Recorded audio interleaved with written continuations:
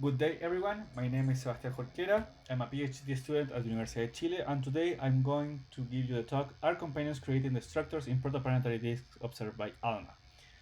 This is a project I've been working on under the guidance of Laura Perez and Gael Chauvin. So, as an introduction, let me show you this image that some of you might already know. If not, this is a plot showing the distribution of exoplanets as observed as today. In the x-axis, we have the distance to the star in astronomical units, and the y-axis, we have the planetary mass. And as you can see in this plot, there is a great diversity of planetary system configurations between the properties of the planets, its architecture. We have, for example, Jupiters, super Earths, and many other different configurations. And the problem is that there is no one universal mechanism that allows to explain this diversity. We need to resort to different theories and different models to try to understand all of these different configurations that we are observing. If we go, for example, into the formation of these systems, these are the three main planetary formation theories: core accretion, gravitational instability, and graviturbulent fragmentation. By combining these three, we can actually try to understand the difference in systems that we are observing, because each of these theories predicts the formation of planets with different properties, such as mass or location, and in different timescales. But the question is, how are we sure these models, these theories, are correct? One option is to check for the predicted signatures of these planets into their environments, the protoplanetary disks. With this idea in mind, the DCHARP survey was born. This was a survey of 20 protoplanetary disks observed with ALMA, with the goal of linking the properties of protoplanetary disks with the initial conditions of planetary systems. The main way to do that is to select very specific targets that fulfill the following criteria. First, targets where a resolution of 5 astronomical units was possible, because this was essential for identifying the disk structures, and to observe mainly young systems. The average age of the sample is 1 megayear. Why is this important? Because this timescale is linked to the early stages of planet formation.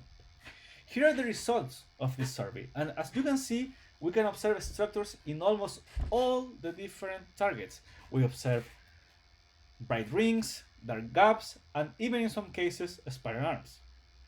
And the question is, are planets responsible for these structures? And the answer is, well, maybe. Chang et al. Performed hydrodynamical simulations of these disks, considering the presence of a planetary companion at different locations. And they found that there is actually possible that a planetary companion to be carving and be creating these structures, the same structures that were observed. The problem is that due to the uncertainties on the disk properties, such as viscosity, gradient size distribution, and others, there is a wide range of masses for the planetary companion that could produce the same structures depending on the assumed properties of the disk. So now, what do? Well, we can attempt to observe these planets directly. Why? Because if we observe them directly, we can characterize them. We can derive their properties, such as their mass. With that, we can compare with planetary formation theories, and we can also put constraints on the disk properties by comparing with the hydrodynamical simulations. This is what I've been doing, and this is the main focus of this talk. We obtain observations of the discharge sample in the L prime band using the NACO instrument at BLT. Why in this band? Because the high contrast in thermal infrared are favorable for planet detection, and this is what we obtain by using L prime. And I will explain that a bit further later on in the presentation. And the only problem is that only 12 objects of the discharge sample were observed. This is because, to correct for the atmospheric interference on the signal from the sources, we need to use an adaptive optics system, and this system is limited on the magnitude of the target. So how do we try to detect this planet directly? Well, we use a method called angular differential imaging.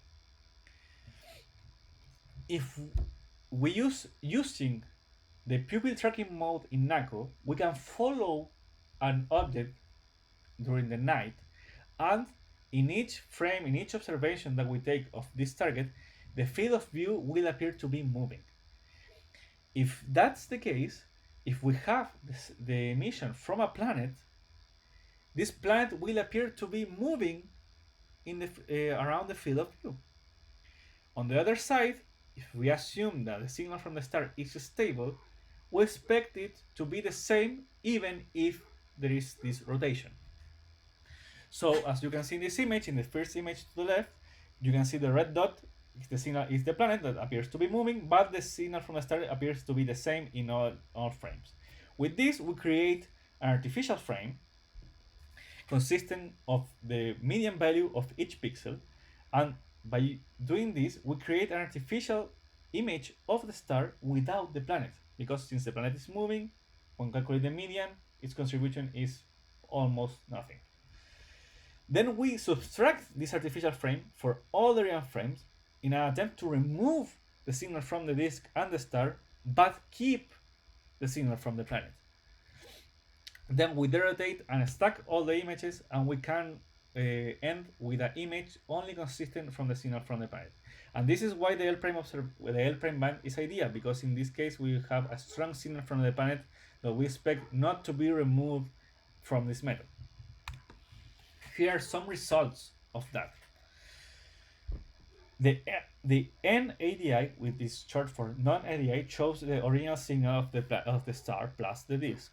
And you can see that in all the other cases in which a reduction was applied, we actually can go deeper into the disk. We can resolve the innermost regions of the disk, but still we can study their surroundings. So what did we obtain with this? Well, in the case of RU-loop, we detected a point source signal at 174 AU. We convert the signal from this point source to mass using a pre-established mass luminosity relation from evolutionary models based on the age of the system, and we obtain a mass of 2.2 Jupiter masses. However, we have to test this to check if it is a real detection or not. To do this, we estimate the proper motion of the object based on our data and archival data from Sphere on 2017. In this plot, the orange dots correspond to the expected proper motion at the time of these observations for a gravitational bound object, a possible companion, and the blue dots are the real proper motion of the observed point source. You can see there is no correlation between them, so we conclude that this is actually a background object and not a gravitational bound companion, but further observations are needed to definitely confirm this. Another important result that we obtained was the case of AS209. Even if in this case we didn't get a proper detection of a planet, we can derive the detection limits by injecting fake planets into our observations. Then we reproduce our reduction, and we convert the recovered signal from these fake planets into mass based on a previously defined mass luminosity conversion from evolutionary models considering the age of the system. And we can estimate the minimum mass needed for a planet to be detected. In this plot, we show the contrast in magnitude and the detection limit in mass, with the red arrows pointing at the location of the different gaps in AS209. We can see that if we go closer to the star, we need higher masses, higher than, for example, 5 or 6 Jupiter masses. But as we go further away, we can detect planets with masses below 4 Jupiter masses.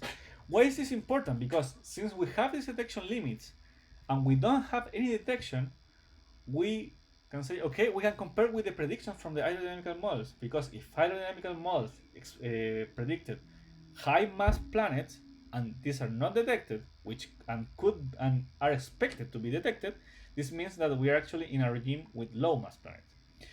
With this, we can reduce the range of masses considered by the hydrodynamical simulations, and we can put constraints on the properties of the disk. As conclusions, 12 objects were observed and analyzed with NACO. The lack of detections at large distances, over 100 AAU, rule out the presence of massive companions, 5 to 8 Jupiter masses depending on the system. In the case of AS209, these mass limits are in agreement with a low viscosity regime in the disk. So we have a conclusion on the properties of the disk, although further observations are needed to properly confirm this. As I told you, follow up with other instruments to test for lower mass companions are also needed to try to detect these possible companions. Thank you.